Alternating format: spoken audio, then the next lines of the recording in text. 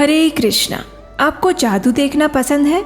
क्यों नहीं, हम सभी ने बचपन में या कभी न कभी जादू के खेल जरूर देखे हैं। जादू हमें रोमांचित करता है और कुछ ही समय तक रहता है। लेकिन क्या आपने किसी ऐसे जादूगर के विषय में सुना है जिसके जादू का प्रभाव अनेकों वर्षों तक चलता रहा हो? चलिए आज हम आपको एक ऐसे आध्यात्मिक जादूगर की जीवन नगरी में लेकर चलते हैं जिसने अपने जीवन की संध्या में इस विश्व को नया सवेरा प्रदान किया और इस विश्व को भगवान के नित्य धाम गोलोक वृंदावन लेकर जाने का मार्ग प्रशस्त किया। तो चलिए काल चक्र के पहिए को घुमाते हुए सीधे उतरते हैं पवित्र भारत भूमि में बसे पश्चिम बंगाल के कोलकाता शहर में। बात है 1 सितंबर 1896 की। आदि गंगा के तट पर मिट्टी की दीवारों से बना और खपरेल से ढका हुआ एक छोटा सा घर था। जन्माष्टमी के अगले दिन इस घर के सभी सदस्य नंद उत्सव की तैयारी कर रहे थे और उतने में घर के एक कमरे से किसी औरत के चिल्लाने की आवाज आई।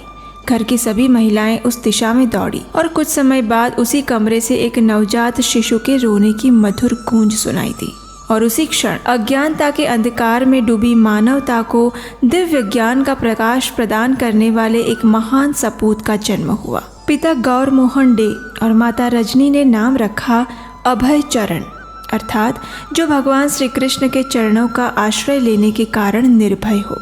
जब अभय छोटा सा बालक था उस समय उनके घर पर आए हुए एक ज्योतिषी ने भविष्यवाणी करते हुए कहा कि अभय 70 वर्ष की आयु में समुद्र पार जाएगा और संपूर्ण विश्व में 108 मंदिरों की स्थापना करेगा। हालांकि माता रजनी और पिता गौर मोहन डे के लिए ये भविष्यवाणी एक अगोचर आश्चर्य से अधिक नहीं थी, लेकिन आने वाला समय इस भविष्यवाणी को चरितार्थ करने की तैयारी में लगा हुआ था।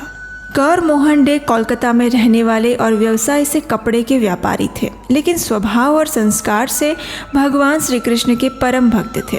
माता रजनी भी आज्ञाकारी, सुशील और पतिव्रता स्त्री थी। गौर मोहन और उनका परिवार प्रतिदिन नजदीक के राधा गोविंद मंदिर में जाता और अभय को भी बाल्यकाल से राधा गोविंद देव जी की विशेष कृपा प्राप्त हुई थी।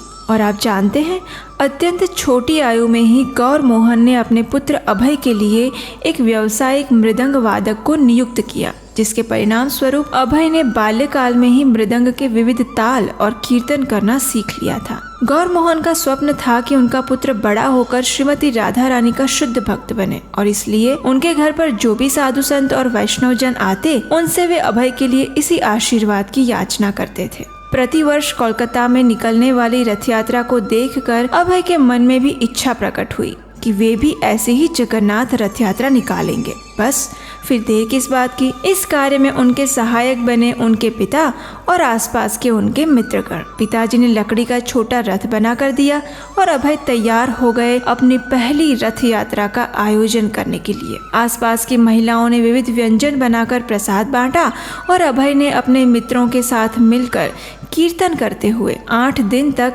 यात्रा का निर्देशन किया। 6 वर्ष के अभय को उनके पिता ने राधा कृष्ण के अति सुंदर विग्रह दिए थे और तभी से अभय जो भी खाते पीते वो विग्रहों को अर्पित करते थे। इस प्रकार वैष्णव परिवार में अभय का बचपन कृष्ण भक्ति से पोषित होता रहा। अभय ने अपनी स्नातक की पढ़ाई स्कॉटिश चर्च कॉलेज से पूर्ण की। उन दिनों वे अंग्रेजों के विरुद्ध स्वतंत्रता की लड़ाई में जुटे हुए महात्मा गांधी से प्रभावित थे और इसका कारण सिर्फ एक था कि गांधी हमेशा अपने साथ भगवत गीता रखते थे। पढ़ाई पूरी करने के बाद अभय ने डॉक्टर बोस की रासायनिक प्रयोगशाला में विभाग प्रबंधक के रूप में नौकरी करना प्रारंभ किया था और उनका विवाह भी हो चुका था। लेकिन उनके जीवन का एक सबसे महत्वपूर्ण पड़ाव तो अभी आने वाला था, जो उनके जीवन की संपूर्ण दिशा को परिवर्तित करने वाला था। और वो समय था सन 1922 का, जब 26 वर्ष के युवक अभय अचानक दैव इच्छा से एक महान शुद्ध वैष्णव आचार्य श्रील भक्ति सिद्धांत सरस्वती ठाकुर से मिलते हैं। अभय को प्रथम दृष्टि में देखते ही उन्होंने कहा, आप शिक्षित नव युवक हैं, आप चैतन्य महाप्रभु के संदेश का प्रचार विश्व भर में क्यों नहीं करते? अभय ने जो सुना उस पर विश्वास करना उनके लिए असंभव था। फिर भी विनम्रता पूर्वक उन्होंने श्रील भक्ति सिद्धांत सरस्वती ठाकुर से पूछा, आपके श्री चैतन्य के संदेश को कौन सुनेगा? हम पराधीन देश के निवासी हैं। अंग्रेजों के अधीन रहते हुए हम भारतीय संस्कृति का प्रचार कैसे कर सकते हैं? इस प्रश्न के उत्तर में श्रील भक्तिसिद्धांत सरस्वती ठाकुर ने गंभीर वाणी में कहा, कृष्ण चेतना को भारतीय राजनीति में परिवर्तन होने की प्रतीक्षा करने की आवश्यकता नहीं है। कृष्ण चेतना इतनी महत्वपूर्ण है कि वह प्रतीक्षा नहीं कर सकती। प्रथम मुलाकात में ही अभय श्रील सिद्धांत सरस्वती ठाकुर की निर्भीकता, पवित्रता और शास्त्र ज्ञान से युक्त प्रखर बुद्धिमत्ता से प्रभावित हो गए और अपने हृदय में उन्होंने श्रील भक्ति सिद्धांत सरस्वती ठाकुर को अपना आध्यात्मिक गुरु स्वीकार कर लिया। बस फिर क्या था। इस घटना के 10 वर्ष बाद 1932 में अभय ने औपचारिक रूप से श्रील भक्ति सिद्धांत सरस्वती ठाकुर से दीक्षा ग्रहण की और दीक्षा के समय उन्हें अभय चरणारविंद नाम प्रदान किया गया। अब वे गौड़ीय वैष्णव गुरु परंपरा के अधिकृत शिष्य बन चुके थे। उनके गुरु ने उन्हें आदेश दिया था, यदि तुम्हें कभी धन मिले तो उससे पुस्तकें छापना। और अब अभय ने अपने गुरु के इन वचनों को अपने जीवन का आधार बना लिया था। समय का चक्र चलता गया। अभय अपने आध्यात्मिक जीवन के साथ अपने परिवार की जिम्मेदारियां भी निभा रहे थे। वे अपने व्यस्त दैनिक कार्य से समय निकालकर भगवत गीता और श्रीमद् भागवतम का अनुवाद करते, ये सोचकर कि जब उन्हें धन मिलेगा तो वे इसे प्रकाशित करवाएंगे। हालांकि उनका परिवार उनकी आध्यात्मिक अभिलाषा को पूर्ण करने में कोई रुचि नहीं रखता था, लेकिन फिर भी अभय अपने गुरु के वचनों को पूर्ण करने हेतु दृढ़ संकल्प थे। व्यवसाय की कठिनाइयां और परिवार की जिम्मेदारियों के बीच संघर्षरत अभय के जीवन में आखिर एक दिन ऐसा आया जब उन्हें जीवन का एक महत्वपूर्ण निर्णय लेना पड़ा। एक दिन जब अभय अपने व्यवसाय से वापस अपने घर पर आए तो उन्होंने देखा कि वे जिस भगवत गीता का अनुवाद कर रहे थे वे उनकी हस्तलिखित पांडुलिपि उनकी मेज पर नहीं पड़ी हुई थी। उन्होंने इधर उधर देखा, शायद कहीं और रख दी हो। कई जगह पर ढूंढने के बाद भी उन्हें अपनी पांडुलिपि प्रतियां नहीं मिली। इसलिए उन्होंने अपनी पत्नी को आवाज लगाई और पूछा, क्या तुमने मेरी भगवत गीता की पांडुलिपि प्रतियां देखी है? आज सुबह ही मैं यहीं पर उसे रख कर गया था, लेकिन अभी मिल नहीं रही। अभय के प्रश्न को सुनकर उनकी पत्नी ने जो उत्तर दिया वो अभय के लिए अकल्पनीय था। उनकी पत्नी ने कहा, अच्छा वो तो आज सुबह ही मैंने एक रद्दी वाला आया था, उसे बेच दी थी। ये सुनकर अभय के पैरों तले से जमीन खिसक गई। फिर भी हिम्मत करते हुए उन्होंने पूछा, आखिर क्यों तुमने ऐसा किया? तो पत्नी ने उदासीनतापूर्वक कहा, क्योंकि मुझे चाय और बिस्कुट खरीदने थे।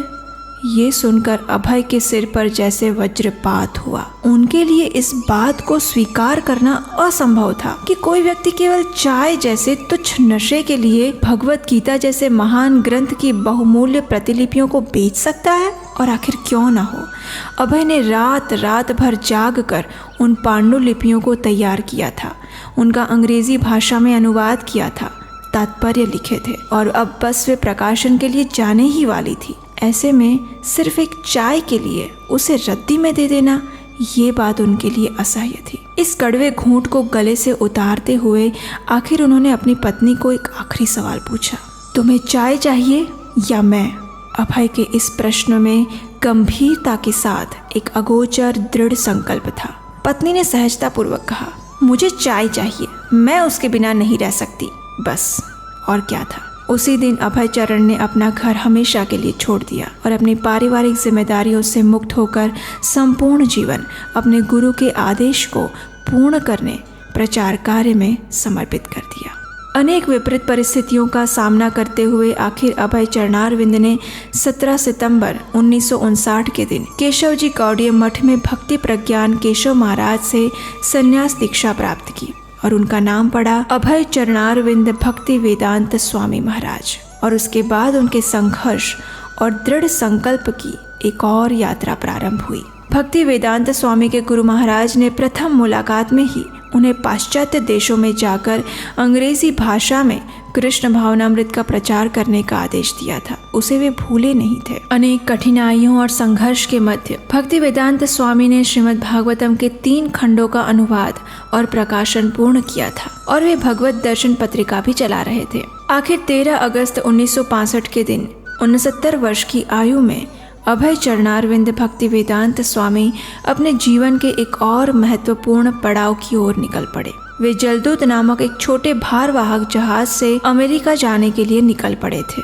अपने साथ केवल 40 रुपए, एक छाता, कुछ कपड़े और श्रीमद् भागवतम की अपनी कुछ प्रतियां लेकर वे संपूर्ण विश्व को कृष्ण भावनामृत का संदेश देने के लिए निकल पड़े थे। उनकी ये यात्रा भी अपने गुरु के आदेश को पूर्ण करने के लिए उनके दृढ़ संकल्प की कड़ी परीक्षा ही थी, क्योंकि इस यात्रा के दौरान समुद्री बीमारी तो थी ही, लेकिन उसके साथ साथ 2 बार उन्हें दिल का दौरा भी पड़ा।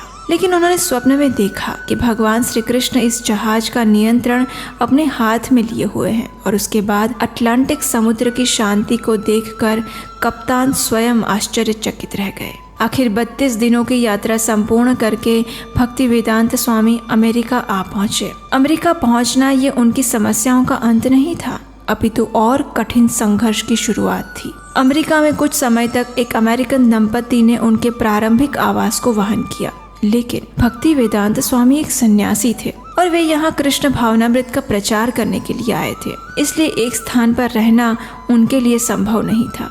केवल श्री कृष्ण पर आश्रित रहकर अपने गुरु महाराज के आशीर्वाद सिर पर धारण करके वे न्यूयॉर्क के लिए निकल पड़े। न्यूयॉर्क में प्रारंभिक दिन उनके लिए अत्यंत कठिन रहे।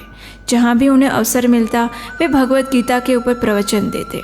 अमेरिका में उस समय हिप्पी समाज के युवक जो कि जीवन के लक्ष्य की खोज में थे, उन्होंने श्रील प्रभुपाद जैसे संत को पहले कभी नहीं देखा था और ना ही कृष्ण भावनामृत के विषय में सुना था, लेकिन वे सभी इस पवित्र और शुद्ध वैष्णव सन्यासी से प्रभावित अवश्य थे। इस प्रकार श्री कृष्ण की कृपा और उनके गुरु महाराज के आशीर्वाद से धीरे धीरे हिप्पी समाज के कुछ गंभीर युवक युवतियां उनके पास भगवत गीता का प्रवचन सुनने के लिए आने लगे। भक्ति वेदांत स्वामी ने उन्हें कृष्ण भावनामृत और कृष्ण भक्ति का पवित्र ज्ञान प्रदान किया और कुछ समय बाद उनमें से कुछ भक्तों को दीक्षा प्रदान की। उनके शिष्य उन्हें प्रेम से श्रील प्रभुपाद के नाम से बुलाते हैं। श्रील प्रभुपाद और उनके शिष्यों ने कुछ समय पश्चात न्यूयॉर्क के लोअर ईस्ट साइड में एक स्थान प्राप्त किया, जहां आधिकारिक रूप से इस्कॉन यानी अंतर्राष्ट्रीय कृष्ण भावनामृत संघ की स्थापना हुई। श्रील प्रभुपाद ने अपने कुछ शिष्यों को विश्व के विभिन्न कोनों में कृष्ण भावनामृत का प्रचार करने हेतु भेजा, और बस ये तो मात्र एक छोटी सी शुरुआत थी। अगले 12 वर्षों के अंदर कृष्ण कृपा मूर्ति अभय चरणारविंद भक्ति वेदांत स्वामी श्रील प्रभुपाद ने 10,000 से अधिक शिष्यों को दीक्षा प्रदान की और कृष्ण भावना का प्रचार करने हेतु विश्व की 14 बार परिक्रमा की। और इतना ही नहीं, अपने बचपन की भविष्यवाणी को सार्थक करते हुए उन्होंने संपूर्ण विश्व में अलग अलग देशों में 108 से अधिक मंदिरों की स्थापना भी की। इसी मर्यादित समय में उन्होंने अनेक गुरुकुल, विद्यालयों और गौशाला एवं कृषि क्षेत्रों की स्थापना भी की। विश्व इतिहास में सर्वप्रथम बार श्रील प्रभुपाद के ही कारण भगवान श्री जगन्नाथ अपने पूरी धाम से बाहर आए और संपूर्ण विश्व के महानगरों में उनकी रथ यात्राएं आयोजित की गई। आपको आश्चर्य होगा, लेकिन इसी समय के दौरान उन्होंने 51 पुस्तकों का अनुवाद किया और उसका प्रकाशन भी करवाया।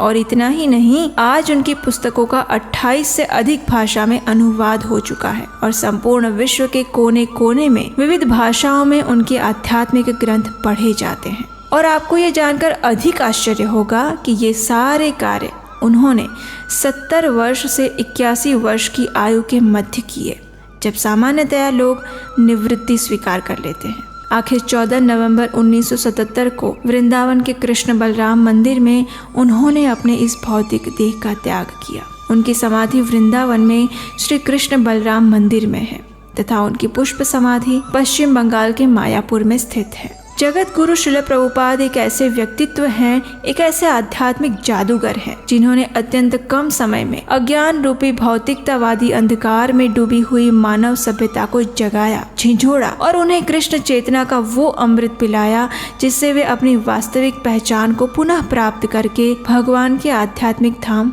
वापस लौट सकते हैं। यदि श्रील प्रभुपाद के जीवन चरित्र ने आपको प्रभावित किया है तो आज ही इस वीडियो को अधिक से अधिक लोगों तक पहुंचाइए। इससे आपका तो सम्मान बढ़ेगा ही, लेकिन साथ साथ हमारी वैदिक सभ्यता के राजदूत समान श्रील प्रभुपाद के जीवन से अन्य करोड़ों लोगों को भी प्रेरणा मिलेगी। यदि आप श्रील प्रभुपाद जी के जीवन चरित्र के विषय में और अधिक विस्तार पूर्वक जानना चाहते हैं तो हमें नीचे कमेंट बॉक्स में जरूर लिखिएगा। हम आपके लिए श्रील प्रभुपाद के जीवन चरित्र पर आधारित एक और नई श्रृंखला लेकर आएंगे। हरे कृष्णा।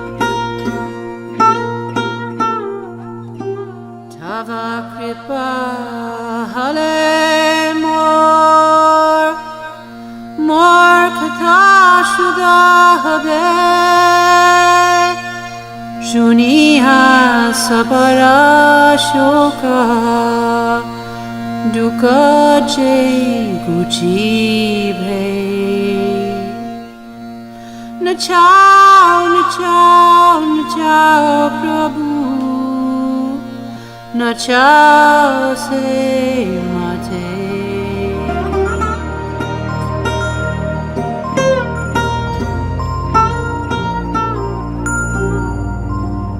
Ah